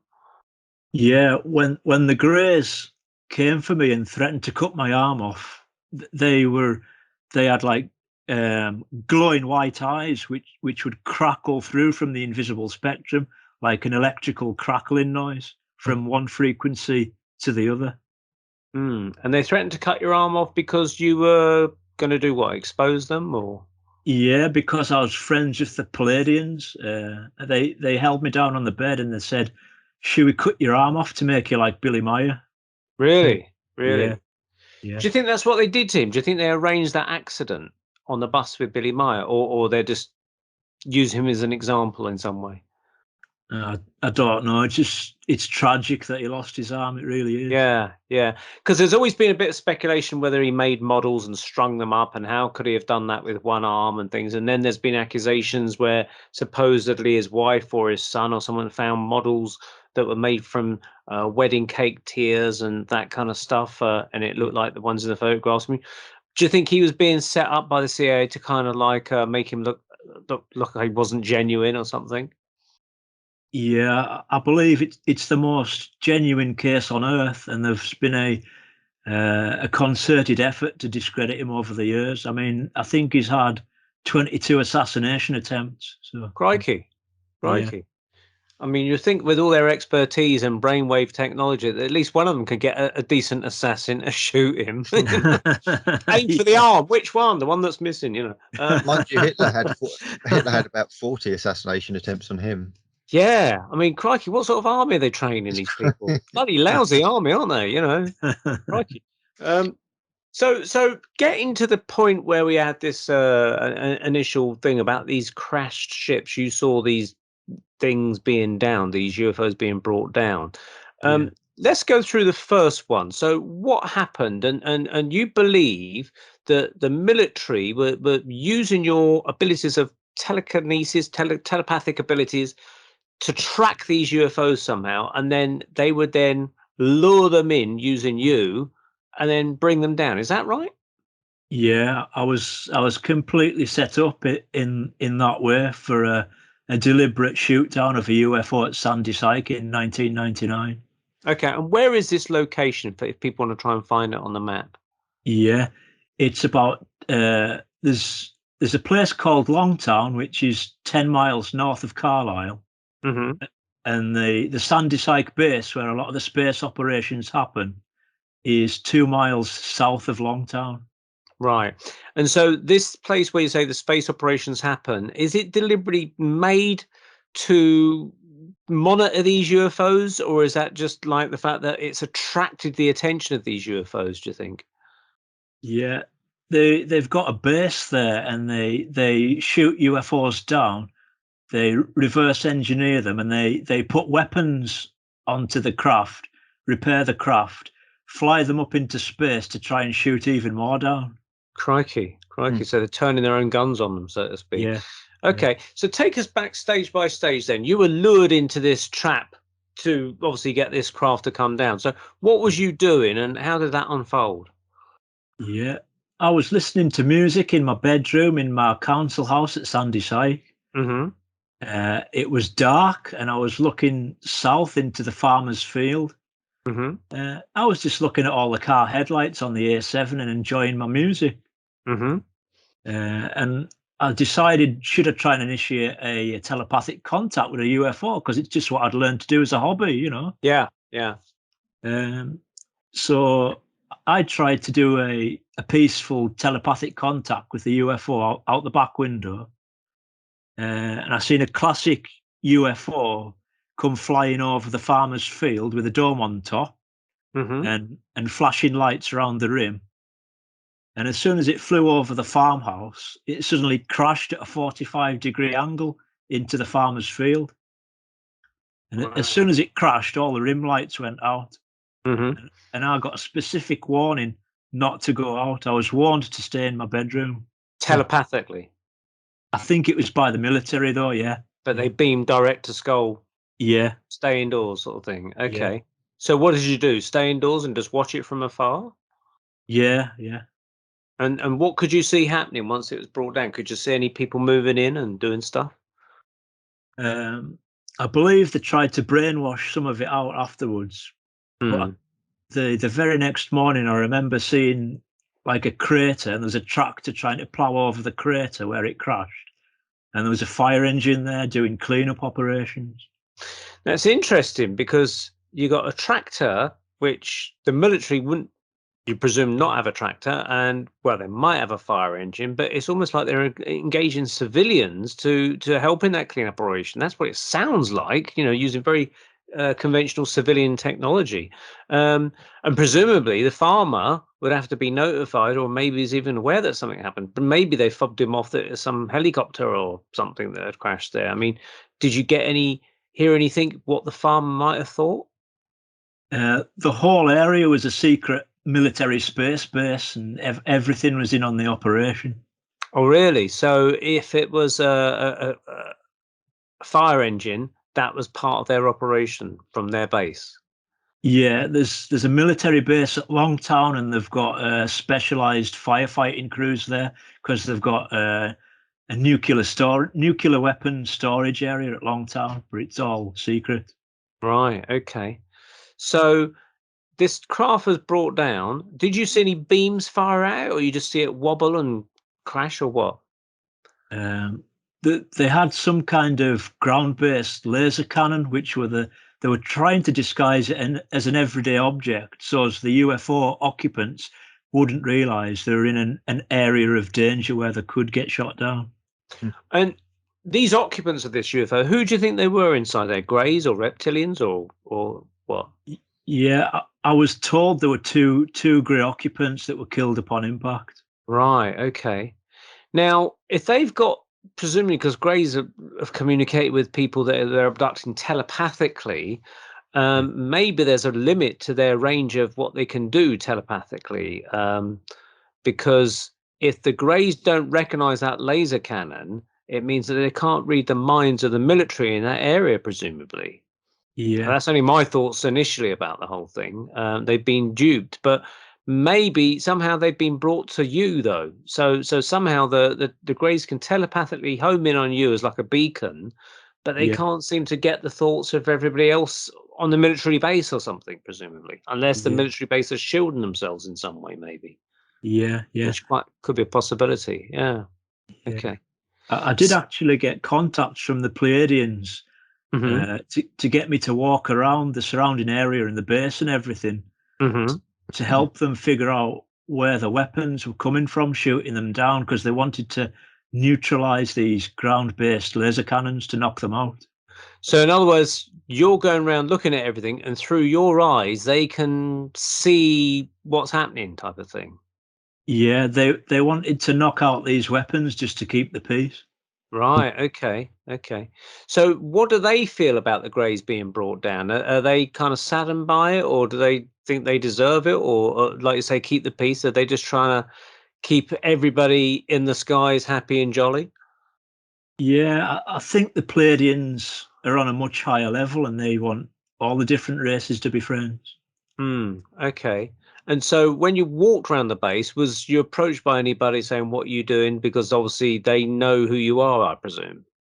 Yeah, I once got a glimpse in through some big doors at a building that's now called MJ Lodges. Interestingly, Uh huh.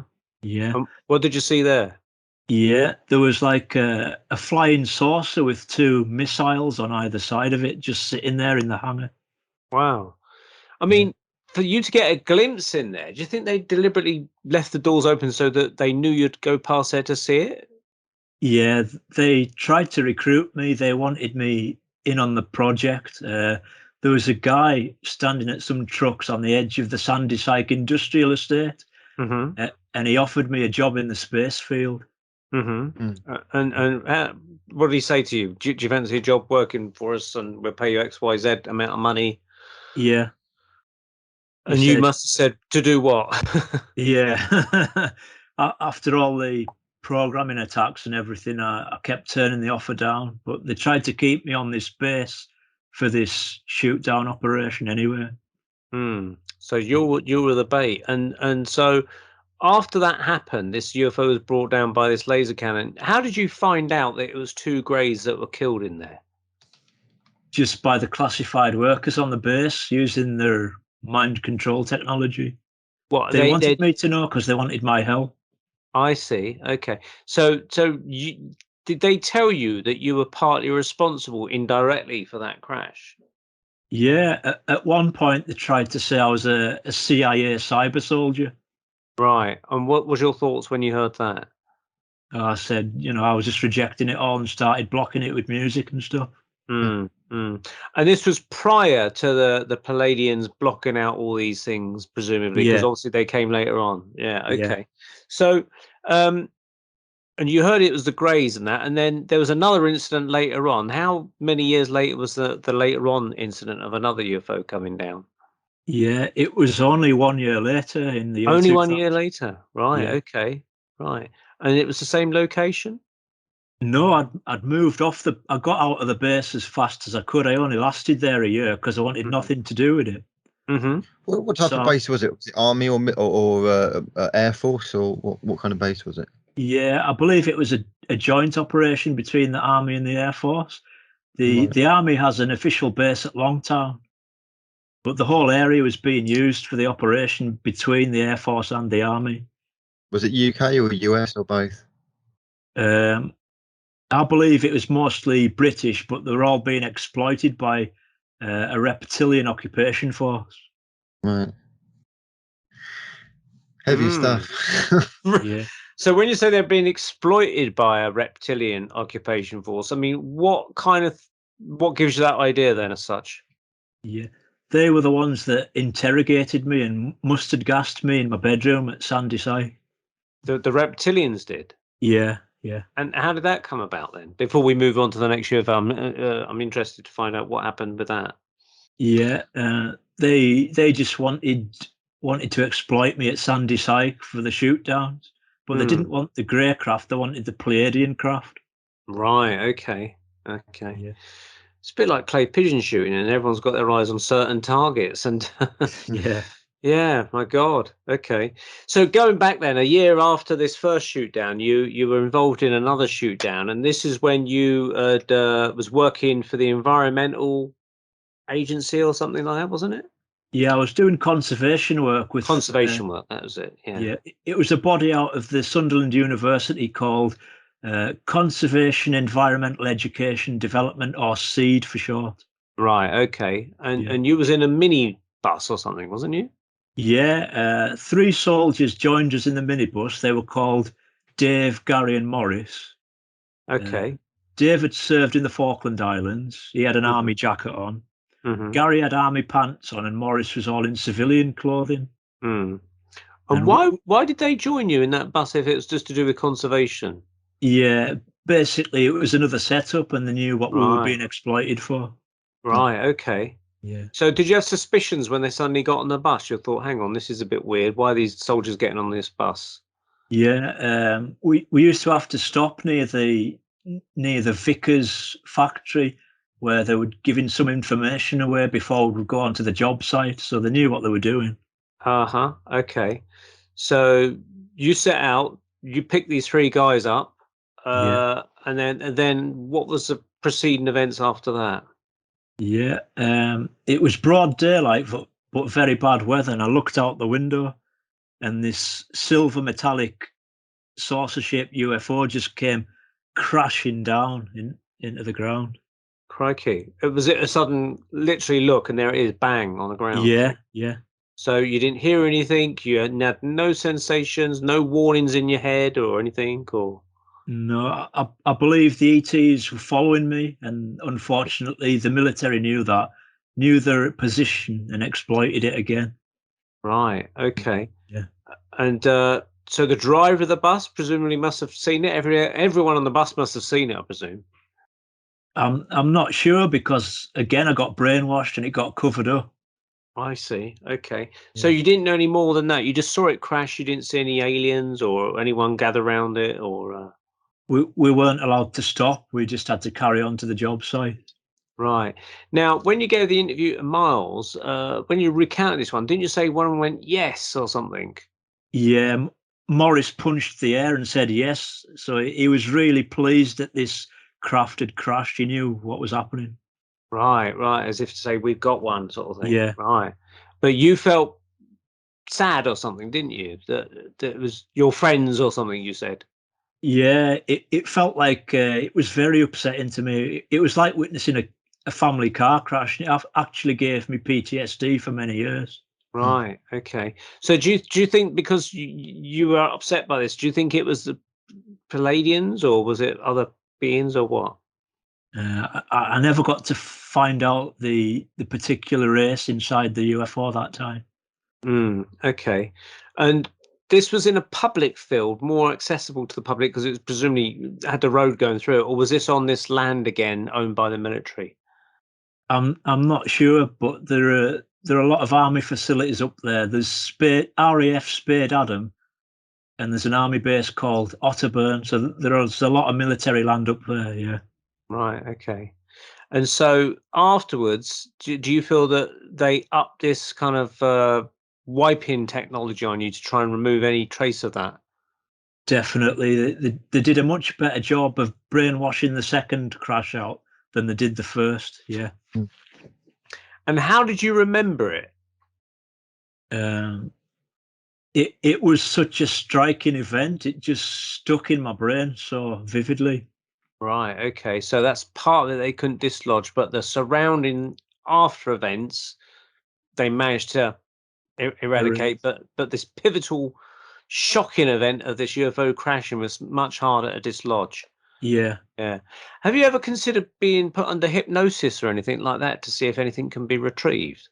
It's never crossed my mind, if I'm being honest. Yeah, I'm just thinking because, like, we've spoken to various people. I mean, like in our last show, we spoke to Peter Robbins, and he used to work with Bud Hopkins, who's now passed on. But he was an artist. But one of the jobs he used to do, as well as doing artwork, was actually to hypnotize people that have been abducted and regress them to those points, and they would actually remember a lot more of that kind of thing. So it makes me wonder that if you was maybe regressed by a hypnotist. At some point, you might be able to, tap back into some of those memories that you feel have been blotted out in some way. Because I mean, presumably, when Greys take people, they these people that they sort of have a vague memory of seeing a craft or a light in the sky, and then they discover that something's up because they got missing time, and that's where they discover that their memories have been blocked out. So presumably the same kind of blocking out technology that's been put on them has also been put on you as well, I'm guessing. Yeah. So presumably hypnosis could presumably unlock that, you see. Yeah, might be a good tool to think of in the future. Yeah. Does that make you get worried though, in case there's something there that you might not want to remember, or are you quite happy to go ahead with that? Yeah, it's something I'd have to give a bit of thought to. Yeah.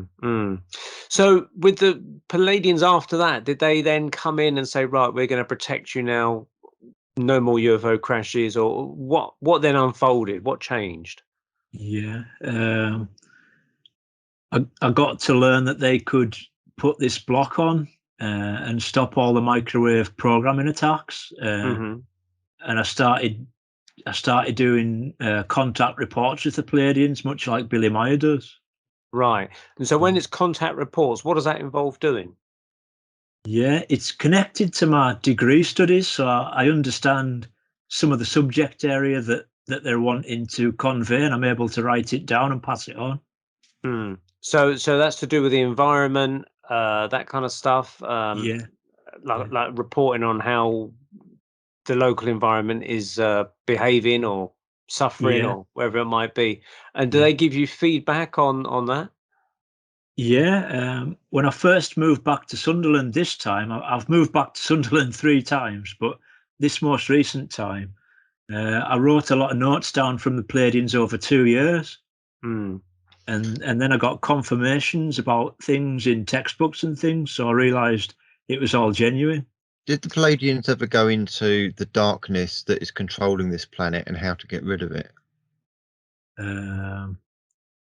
They basically said that they've got a higher force through things like the photon belt, and they're hitting the planet with higher energies, and that this dark force is going to fail because of that. Good, because we are hurtling every day through the conduit of this coronavirus, hurtling in towards a new world order, basically a Nazi dictatorship, with all these COVID passports and lockdowns and mandatory vaccines and all this shit. And it's highly disturbing, and I don't like where it's going, and I want it to end, and I want to boot out these satanic, kabbalistic, dark, evil forces, as David Icke calls them, silly little men in short trousers sucking their thumbs is what they are at the end of the day. Did Pleiadians ever talk about coronavirus or anything like that might happen to this planet? Yeah, they did a crop circle, and they shared some information with some Dutch researchers, I believe. And what came about in that then? I'm not too sure. Just know that they did a crop circle of the virus molecule. Is this recently they've done this? Yeah, just the last few months, or the last year or so. I see. Okay, yeah. So they are aware of something then. Didn't they create a coronavirus crop circle that also showed how to get rid of it, or its weakness point as well, from memory? Right, I'm not sure. Yeah, I think I'm right with that. Look into that, Neil. I think there was some help from ET of how to solve it or get rid of it, and I think from memory it showed the coronavirus molecule, and then it showed like a weakness or a way to kind of attack it, its weak point. Interesting. So basically, the UFOs have been downed. Are you aware of any more craft being downed, Nick, or that's all your experience is stretched to? Because presumably now you're protected by these higher beings. You're of no use to the military anymore, I presume. I'd like that to be the case, but unfortunately, I've seen 2 other crashes as well. One I had, really, yeah. One was a beam ship stuck into the M6 that was flashing between visible and invisible. My mother drove round it. It had bollards around it and everything. And another one was when I was driving back to Sunderland from my parents' house in Carlisle, along the A69, and I glanced south to some trees. There was some lateral lightning coming across the dark sky, and it looked like a UFO crashed into the woods just south of the A69 in black darkness. So the first ship, the beam ship, was on the what was it, M60? The M6 in Cumbria. The M6 in Cumbria, and you said it was flashing in and out of reality, so you could see it, then it was invisible, see it, and it was invisible. Yeah. And they'd shut down the road and put bollards around it. Yeah. Yeah. Crikey. Can you imagine the sign that says, as you're driving past, sorry for any UFO delay, sorry for any delay, you know, and it's got these sign of men at work, but it's men retrieving a UFO kind of sign, being hauled onto a lorry with a tarpaulin over it kind of sign or something. Wow. Did you see any people there, workers or anything? I believe they were waiting until nightfall to retrieve it. Right. So the people driving past, presumably, would they have been able to seen it flash in and out of reality, or what would be the case there? My understanding is that they were hoping they couldn't see it, so they could just leave it there till darkfall and then retrieve it. So there could have been a possibility that, in theory, dozens or maybe hundreds of people could have seen it. Yeah. Yeah. Do you think that those people would have been tracked using maybe their car number plates, and they might have been presumably targeted, similar sort of thing, to have their memories erased in some way? Yeah, it wouldn't surprise me. Yeah, it's what they do, unfortunately. And do you think that your presence was involved in those ships, in the sense of that you were again used as a bait to bring them down, or do you think that was completely separate and you just happened to see them? My own personal thoughts is the one in the M6 I had nothing to do with, but the one in darkness on the A69, unfortunately, I was probably exploited for. Right, so they're still exploiting you. And how many years later was this, after that 2000 event? Yeah, it was quite a number of years later. It was only like 2 years ago, the one on the A69. Right, okay. And was there any reports, like in the press, the local press, of any kind of incident which appears to be that event that might have been reported in a way as a traffic incident or accident or something like that? No, it was completely covered up. They don't want the public to know these things. Right, okay. And what about, I would have thought something on the A6, sorry, the M6 as well. You'd think that there might be a log of all these accidents that happen, you know, with lorries and cars and things, and it's all logged on some big database by the police. Yeah. That this would appear as something, because, you know, they've got to presumably have so many cones available or something like that, and they tick them off. That must be reported in some way, but you're saying that this was completely not reported by anything apart from these people who had reported to their superiors in the secret echelons of this kind of military base society thing. Yes, some of the road workers are part of a crash retrieval team. So they're actually masquerading as road workers. Do you think they're sent out ahead of the crash, thinking, okay, this is going to come down on the M6, we can't stop it, we'd prefer it to come down in some woods somewhere, but if it's going to come down the M6, we're just going to have to deal with it on the M6. It's not obviously the best place for a UFO to crash, is it really? Because I mean, the fact that it's flashing in and out of reality, 1 minute it can be seen, next minute is an issue, because it means that, like Andy says, all these people that are driving past it must be aware of it. I mean, I find that quite amazing that there must be other witnesses to it that have either been told to shut up or been blanked in some way. You would have thought they would have shut the M6 and diverted all the traffic, really. Yeah, that's right. Yeah. Sorry for any delay, as Andy says. Yeah, crikey. Wow, that's incredible. I mean, I do remember a very interesting story that was related to me a couple of years ago by a lady called Carol Cochran, who's into decoding messages from crop circles. In fact, there is an interview on my YouTube channel with Ben Emlyn Jones interviewing about this, if anyone wants to find it, talking about it. But she decodes messages in crop circles. So for Alton Barnes, say, where a crop circle might appear, she'll take those letters. I can't remember how she does it, but she turns them around and says, and it comes out to be a message from the ETs, because they made a crop circle in a particular town or near a town. That is part of the message as well, apparently. But she said that, I think it must have been 1970 or 1971, whenever the Isle of Wight festival happened with Jimi Hendrix, wherever year that was. I thought it was 1970 or 71. And she said that she was traveling down from, she's Scottish, that's right. So she was traveling down from Scotland. She was meeting her friends somewhere in the north of England, like Yorkshire area. Yeah. And they carried on their train journey, heading southwards to obviously end up at some point on the south coast and then cross over on the ferry to the Isle of Wight. And somewhere around, I think it's like the Doncaster area, she said that the train slowed right down, almost crawled along. And obviously, this is before you had announcements coming over speakers on trains. Now, all the guy could do, the train driver, was sound his horn, boop, boop, like that kind of thing. And the train seemed to be passing this bank on a high, steep bank. And as it circled around, she said that she saw all the people in the carriages ahead of the train all get up and move over to the right-hand side of the carriages. And they all looked out the window. So she thought, well, whatever it is they're looking at, we're going to pass soon. So they were on the right-hand side of the carriage. So they looked out as well.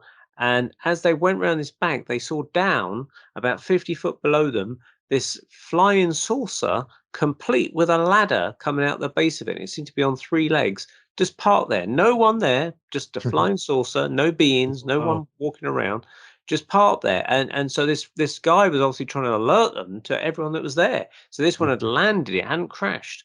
And they saw it for about maybe 10 seconds before the train carried on. I mean, if I was a train driver, I would have just bloody stopped the train. I would have got everyone to go down and have a look at it, you know. Unfortunately, it was in the days when no one had, you know, phone cameras. I was thinking, wouldn't it be great if someone had at least a camera or two? Because if, like, Carol was going to the Jimi Hendrix thing on the Isle of Wight, maybe she would have had a camera. I don't know. But cameras weren't so commonplace in 1971. It was quite expensive to have films developed then. But what an amazing sight to see. But yeah, it's amazing where these UFOs can end up being seen by the public. But I tried to find record of it. She actually tried to find anything in the newspapers about it, but she said there was nothing reported in the newspapers.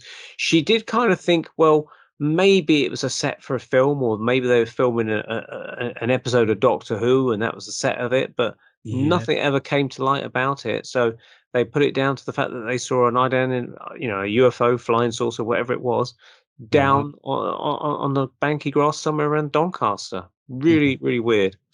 So what happens now, Nick? Are you still being targeted? Are you still seeing UFOs? What's happening?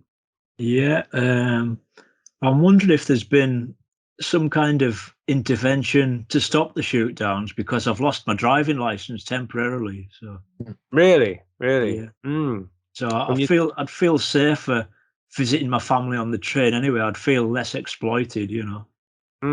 Do you feel there's people following you or coming to your door still or anything like that? Not really. I think a lot of the problems have stopped, but if they can exploit me for another shoot down, I've no doubt they'll try. You know, they used to be obsessed with flying the jet fighters over the top wherever I was. So. And what are the Pleiadians still in contact with you? Yeah, they've actually said we'd like you to learn our language. So.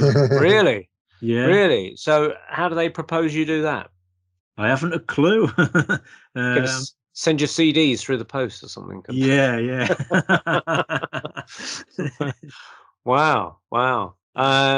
Quite astounding then, really. I mean, you could tell them that you're going to be on our show. I would love to hear what they think. Ask them, can they guest on the show at some point in the future? That'd be a cool one. Yeah, I'd love to. I mean, maybe if anyone is listening and they, you know, want to write a question to a Pleiadian, we could then pass it on to you and we could get you back and maybe you could ask them these questions that people have submitted and see what they say. That'd be an interesting experiment. I'd be up for that if you are. Yeah, that sounds great. Yeah. Okay. I tell you what you can ask them, Nick. Ask them, how do we kick out the darkness on this planet? That's what I want to know. It's been dealt with, I think so. Being dealt with, okay. Because now I always thought these aliens weren't meant to interfere like the Star Trek Prime Directive, but obviously that doesn't seem to be happening in our world because there's aliens been buggering us up for years, hasn't there? But you know, you've got the reptilians coming, you've got the greys taking our eggs and all sorts of things, you know, free range or whatever of women, and then the Pleiadians are like the local kind of police, if you like, trying to sort it all out, you know. So they're interfering in a way. They're stepping in. They're not like some documentary filmmaker just filming life unfold with all the bad problems. They are trying to sort it out in some way as well. So in a way, they are interfering. I'd rather have them interfering than not, I suppose. Like you say, trying to kick the darkness out. One of the first telepathic contacts I got from them when I was looking at the stars in the night sky was they told me this is Pleiadian monitored space, so it's their responsibility, our sector of the galaxy. Yeah. We'll tell them that we as humanity are fed up with the New World Order. We don't want them. They can piss off, as far as I'm concerned, and humanity is concerned. And we'd like a bit of assistance to help do that. I know we've got to do it ourselves. I know humanity has got to wake up and do it themselves. But the problem is, it's not really a fair balance because most people are brainwashed. Most people are programmed, and they don't realise it. I don't see that as a fair table in a game of sport. Definitely. Yeah. Okay, well, I think we're coming to the end now. So as we wrap up, Nic, I mean, any people will probably want to find out more about you. Is there any way they can get hold of you, a website, email address, or anything like that? Yeah, they can have my email address if they want. Yeah, if you want to give that out, I can put it up on the screen on YouTube. But yeah, spell it out, and hopefully people can take that down. Yeah, Nicholas Sands at sky.com. Okay, so it's NicholasSands at sky.com. Nicholas Sands at sky.com. Yeah. Are you going to be doing any talks at any events maybe in the coming year or something? It would be nice to talk at the Northeast one, Truth Seekers Northeast. Truth Seekers Northeast. Okay, well, we do know the people involved in that. That's Maureen and her merry gang up there. So, Maureen, if you're watching this, please get hold of Nic because he'll be able to do a great talk for you, I'm sure. But thank you very, very much for your time. We do appreciate you coming on our show. It's been very, very fascinating. And again, if people want to ask a Pleiadian, it sounds like a quiz show, ask a Pleiadian or something. Maybe we can get a few questions in from listeners and we can put those to Nic, and at some point we can maybe get some answers back, which would be very, very interesting. So hopefully you'll be kept safe from them, the nasties, and you'll be able to enlighten us on more stuff in another interview at some point. Any final words, Andy? No, I look forward to listening to the Pleiadians' response, and Nic, contact myself or Neil, probably Neil directly, and just let us know what they say, because I want to know myself. We'll do a show on Sunday, and we'll call it Sunday Night at the Pleiadian. You have to be English or British to know what I'm talking about. Any people that are not from these shores won't know that joke, but certainly if you're grown up in the 1970s, you'll know that one. Okay. Yeah. Lovely stuff. Thank you very much indeed, Nic, once again. Thanks to Andy for joining us, and catch us next time on the Paranormal Peep Show on the Paranormal UK Radio Network. Good night. See you later.